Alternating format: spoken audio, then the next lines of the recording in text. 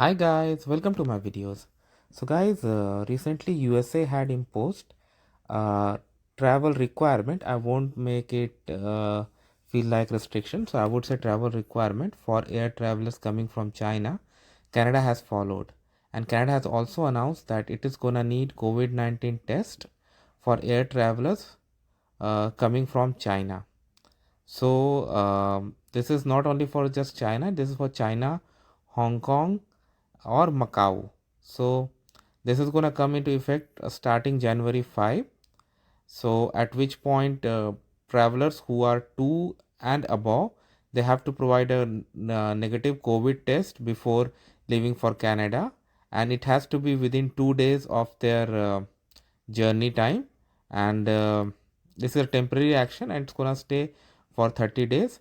And it can be a molecular test or even an antigen test. So I think most of the people will go for antigen test because the results are much quicker.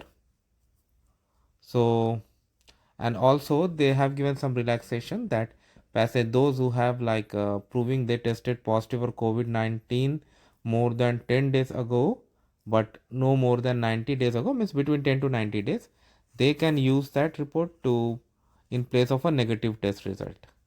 Okay, and this rule applies regardless of your vaccination status and nationality.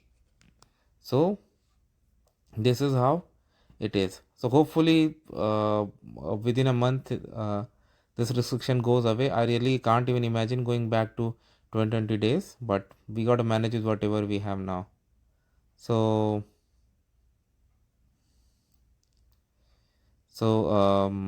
thanks for watching this, guys. Please subscribe to the channel. I'm also going to include the link in the description. Thank you.